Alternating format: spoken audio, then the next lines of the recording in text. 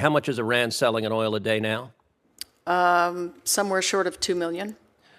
So it went from 300,000 barrels a day to 2 million barrels a day. That's about $80 billion that the Ayatollah has made because your administration refuses to enforce oil sanctions. No, we do enforce oil sanctions. Well, you do so terribly because the number has increased almost tenfold. You're saying it's a heavy cost. They went from 300,000 barrels a day to 2 million barrels a day. Where's the heavy cost? That's an extra 1.7 million barrels a day. That's $80 billion. True or false, 90% of Hamas's funding comes from Iran? No, not 90%. It is a large, it's a Okay, how much is it amount. then? I don't know at this Of course, you're in charge of the damn region, and you don't, what do you mean you don't know? At this exact moment, I can't tell you. All right, how much of Hezbollah's structures. funding comes from Iran? Huge amount. It's about 90%. Both of those are about 90%. Ambassador Leaf, you are the administration's point person on the Middle East. How's that working out? I love my job, Senator. Have things in the Middle East gotten better or worse since Joe Biden became president? We have had a series of black swan events, so no doubt the region is in a very difficult state. Is your answer things have gotten worse? My answer is that a series of black swan events have crowded upon Have they gotten better? You're not suggesting things have gotten better, are you? No, I have not. In fact, they've gotten a lot worse. That's the nature of black swan. So it's black swans. You guys had nothing to do with it. It's not mistakes you made. It's just something that happened externally. Well, I think an assessment of the events of October 7th is still to be done. I can't speak to that. Okay, so did y'all make any mistakes that led to it? I'm not sure. All right, here's one. How about giving hundreds of millions of dollars to the Gaza Strip, much of which ended up in the hands of Hamas? Was that a mistake now that we saw what happened on October 7th? I'm going to defer to my colleague from USAID. I'm not aware of hundreds of millions of dollars going to Hamas from U.S. coffers. All right, how about $100 billion to Iran? Was that a mistake? I'm not sure what you're referring to, Senator. Well, you tell me, how much money has this administration flowed to Iran? We have not flowed money to Iran. Really? We have money in accounts that are restricted for humanitarian use only. And money's not fungible? This regime will always spend money on these kinds of activities, the proxy activities. When Joe Biden became president, how much was Iran selling in oil a day? I don't have that figure for you, Senator. Of course you don't. The answer is about 300,000 barrels a day. How much is Iran selling in oil a day now? Somewhere short of 2 million. So it went from 300,000 barrels a day to 2 million barrels a day. That's about $80 billion that the Ayatollah has made because your administration refuses to enforce oil sanctions. No, we do enforce oil sanctions. Well, you do so Senator. terribly because the number has increased almost tenfold. But because of the strictures that we put on, the sanctions that we put on, the targeting that we've done, 230 alone directed towards those who traffic in Iranian oil, that has imposed a heavy cost on Iran, and we estimate that Wait. You're saying it's a heavy cost. They went from 300,000 barrels a day to 2 million barrels a day. Where's the heavy cost? That's an extra 1.7 million barrels a day. That's $80 billion. True or false, 90% of Hamas's funding comes from Iran? No, not 90%. It is a large, it's a Okay, how much is it amount. then? I don't know at this Of course, you're in charge of the damn region, and you don't, what do you mean you don't know? At this exact moment, I can't tell you. All right, how much of Hezbollah's structures. funding comes from Iran? Huge amount. It's about 90%. Both of those are about 90%. Do you think it made the world safer or less safe to take a theocratic lunatic like the Ayatollah who chants death to America and death to Israel and to flow $100 billion? Did that make us more safe or less safe? The U.S. is not flowing money to Iran, Senator. What about the $6 billion in hostage payments? Not a penny is moved. And money's not fungible? They can't put that up for credit facilities? Not a penny is moved. You're where you're under oath. I am. And could they put that money up for credit facilities to use money to fund their terror activity? I'm not sure who would be in the position of lending them money at this point, Senator. We do have plenty of sanctions. Iran is one of the most heavily sanctioned regimes. But you're not enforcing them. This administration, every lunatic on earth that wants to kill us, this administration gives money to. All right, let me ask you this. Israel has said it is their policy to utterly eliminate Hamas. Does this administration, does President Biden support Israel in its commitment to utterly eliminate Hamas? Of course. Of course, then why are you calling for an immediate ceasefire before they eliminate Hamas? Israel has accepted that proposal. No, they have not. They have. Is there a ceasefire that's happened? Hamas has not yet fully accepted Is there a Israel most certainly has not. I'm aware the Biden administration has told the press that Israel has. The Israeli leadership. So I asked you a question. Do you support Israel's military objective of utterly eliminating Hamas? You said yes, and the next sentence you said, but they should cease fire right now and not eliminate Hamas. No, I agree with the way that the president characterized it, Senator, on May 31st, which is to say that we agree with the objective that Hamas never again control the Gaza Strip or threaten Israel. That will not be achieved by military means alone. So it's not no, we said their military objective was to defeat Hamas. So you just said it's impossible to defeat Hamas. When you is that first right? posed the question, you said eliminate Hamas. Over I said time, utterly eliminate Hamas. I didn't say over time, not over 1,000 No. years. I said defeat an enemy because they are murderers who murdered 1,200 people who raped women and little girls. it won't be done by military means alone. Okay, so it is the position of this administration it is impossible by military means to defeat Hamas. Yes, it is. Let me ask you, you also want to see, essentially as a reward for October 7th, a Palestinian state. It's not a reward. It's not a reward. It just achieves what they want as a benefit for these murders. Let me ask you something. If Hamas is governed by Hamas, if Hamas governs Gaza, how is Israel's safety protected? It's an impressive job, Mr. Chairman. Bang, bang. Let the witness finish answering the You question. should not be frightened of these questions, Mr. Chairman. Gentleman's time has expired. Thank you, Mr. Chairman. Ambassador Jacobson, you previously served in Tajikistan. Yes, sir. Of what period of time? I was there from 2006 to 2009. I'm sure you've seen the news that broke this week about 8 Tajiks who came to this country illegally over the southern border, were apprehended by the Biden administration, Yes, sir. were quote-unquote vetted, and then were released. And they've been arrested this week because of their affiliations with ISIS-K and over concerns that they were plotting a major terror attack in the United States. In your experience, how dangerous is ISIS-K? ISIS-K remains a threat both in the region to which I've been nominated and into the world and also to our homeland. And I, if confirmed, would sort of welcome the opportunity to further discuss how we can combat this sort of terrorist threat. I'm a little bit out of the loop on Tajikistan in particular, having left there 15 years ago, but of course I still do follow it. How concerned should Americans be that this administration released 80 illegal aliens who are Tajiks with connections to ISIS-K? I am not privy to the intelligence or the law enforcement activity or really any of that. I have mostly read about this in the news, but I certainly think it's incumbent on all of us, all the agencies of the U.S. government, to protect our homeland. And this is the same terrorist group that murdered 145 people in Moscow at the Opera House, came in with automatic weapons and mowed down civilians. Is that right? It's my understanding that, yes, there were Tajiks involved in that operation in Moscow. Well, I will say, I can tell you Texans are deeply concerned that the administration keeps releasing illegal immigrants with ties to terrorists, and we are living on borrowed time. I believe there is a higher likelihood today of a major terrorist attack in the United States than there has been any time since September 11th. And this administration's open border with 11 million illegal immigrants coming across it is an invitation for terrorists, for Hamas, for Hezbollah, for Palestinian Islamic Jihad, and for ISIS-K to come and murder Americans. And it is utterly indefensible. And yet today, the Biden administration is releasing yet more illegal immigrants into this country. They do it day after day after day. And we are going to see a lot more dead bodies as a result of it. All right, let's shift topics.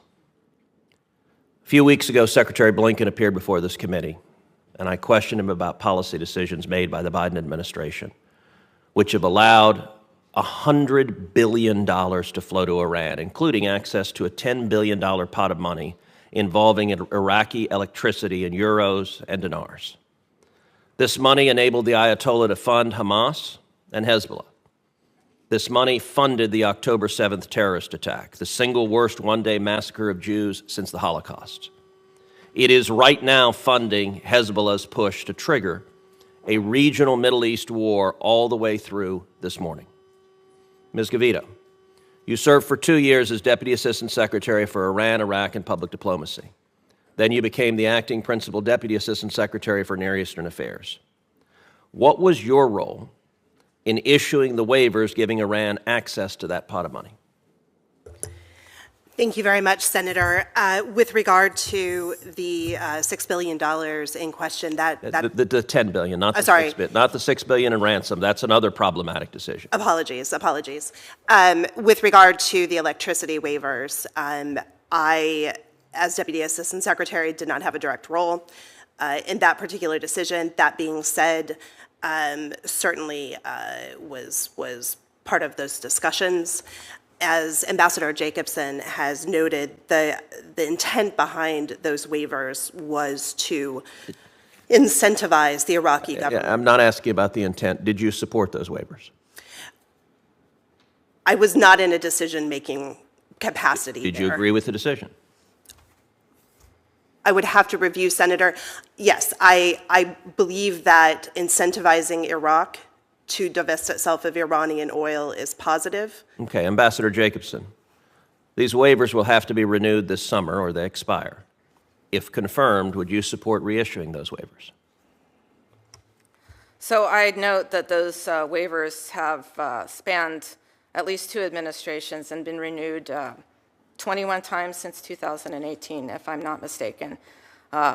I take heart from the commitment of the government of Iraq to achieve energy independence by 2030. That's not an answer to the question. Would you support reissuing those waivers? Well, I don't think it would be up to me, and I would be more than interested in serving as part of the conversation. There is a consistent pattern in this administration of giving money to theocratic lunatics who want to murder us. $100 billion to the Ayatollah Khamenei is the single most catastrophic foreign policy decision of this administration. And today, this administration continues to refuse to enforce the oil sanctions, enriching the Ayatollah, funding Hamas, funding Hezbollah, funding those who are murdering Israelis and trying to murder Americans. How does it make sense to give billions and billions of dollars to theocratic lunatics who want to kill us? Thank you for that question, Senator. I personally am very clear-eyed about the Iranian threat. I think I shared with you, and I'll share with others, that I have been myself on the receiving end of Iranian death threat information, including during my time in Ashgabat when President Niyazov used to remind me that the Iranians had a missile pointed at my bedroom. With regards to the funds that are kept in restricted accounts that are overseen by the Treasury Department, that are the subject of an extensive system of safeguards, these funds will never reach the government of Iran. These funds have to stay overseas, and they have to be used for humanitarian purposes. You could ask, doesn't that mean that it frees up money for their massive terrorism campaigns, which of course are heinous? And I would argue that Iran, unfortunately, is always going to focus on destabilizing activity over supporting the humanitarian needs of its own people. With regards to the sanctions, the administration hasn't lifted any sanctions, and as far as I know, it's implemented another 700 sanctions. But it refuses to enforce them. My time's expired, but the results are indisputable. And Iran has gone from selling 300,000 barrels a day of oil to selling 2 million barrels of oil a day. That is funding this war of terror against us. Thank you, Mr. Chairman. Mr. Shapiro, you've worked on Iran-related issues throughout this administration. You were on the team headed by Rob Malley, and you're now at the Defense Department. Meanwhile, the Biden administration has allowed the Iranian regime to build up a ghost fleet of tankers, which are third-country flagged tankers. That fleet grew from about 70 vessels at the beginning of the administration to almost 400 tankers today. The Iranian regime used that ghost fleet to ship over 1 billion barrels of oil and to make unaccountable tens, if not hundreds of billions of dollars. When Joe Biden came into power, Iran was selling roughly 300,000 barrels of oil a day. Today, due to the Biden administration's appeasement of Iran, Iran is selling roughly 2 million barrels of oil a day. Those billions of dollars went directly to fund terrorism. They went to the Houthis, they went to Hamas, they went to Hezbollah. They pay for the Houthis' terrorism and for their weapons. They paid for the October 7th atrocities in Israel. The Biden administration refused to meaningfully enforce our sanctions, and we're seeing the consequences with war in the Middle East. In your judgment, how has the Biden administration's appeasement of Iran and refusal to enforce sanctions against Iran, how has that worked out for the safety and security of Israel and the safety and security of America? Thank you, Senator. A number of the questions you raise about sanctions enforcement are the province of the Treasury Department, and I simply, on behalf of the Defense Department, will have to defer to my colleagues there. I will tell you that the subject of the hearing focuses on how we are responding to this particular threat of an Iranian-sponsored and backed organization, the Houthi. Before you arrived, we also spoke a bit about the U.S. response to other Iranian proxies. Okay, I had a question. How's this working out for the safety and security of Israel and the safety and security of America? You're not answering that question.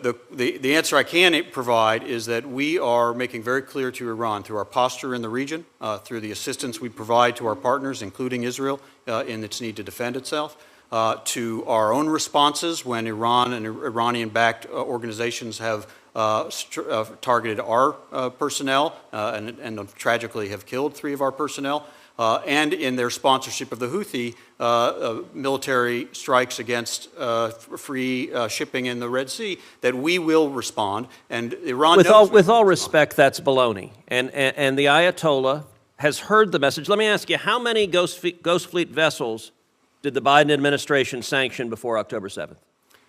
Again, sanctions matters belong to the Treasury Department, so I don't know. Do you know the answer? I don't know the answer and would have to defer to the Department of Treasury. And is the Biden administration concerned about the billions of dollars they continue to flow to the Ayatollah today? Right now, today, that money is flowing to the Ayatollah because there are 400 ships in the Ghost Fleet that this administration won't sanction. The Ayatollah is selling much of that oil to communist China. The revenue is being used to fund Hamas, to fund Hezbollah, to fund the Houthis. And the Biden administration's response is, well, we made very clear there will be consequences. Baloney. Cut off the money. Why will the Biden administration not cut off the money from Iran? Senator, I really have to stay in the lane of the Department of Defense. What we have made very clear. Did you work with Rob Malley and his task force? I worked for a few months as an advisor to then Special Envoy Malley, yes. And you were ambassador to Israel. You have long experience in the region. I find it impossible that you have no views on the $100 billion plus that Joe Biden has gifted to the Ayatollah that has been used to murder Americans and murder Israelis. I'm asking you, isn't it time to cut off the money?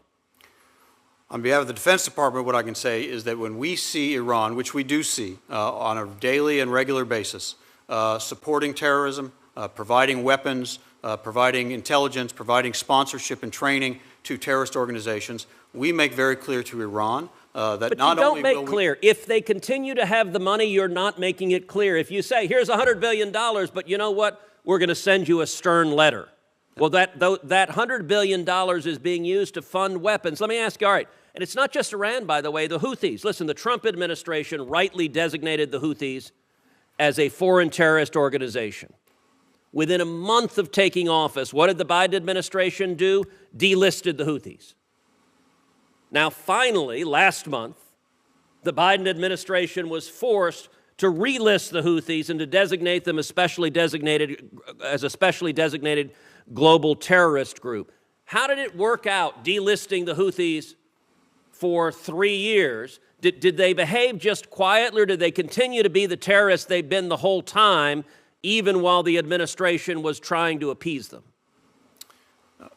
Some of this is Special Envoy Len King's province. What we have done, as the Houthis have demonstrated through their actions that they are behaving as a terrorist organization, is not only that designation, but also the defensive operation of Operation Prosperity Guardian. So prior to January of this year, they weren't behaving as terrorists? They were not shooting at ships in the Red Sea until Were they terrorists last November year? of last year. Were the Houthis terrorists last year? They were designated as a designation that took. I'm asking you, is it DOD's view? Were the Houthis terrorists in 2023? Yes or no? They were a designated terrorist organization as of a few days ago when it took office on February 16th. And your delisting them was indefensible, and it's proven catastrophic.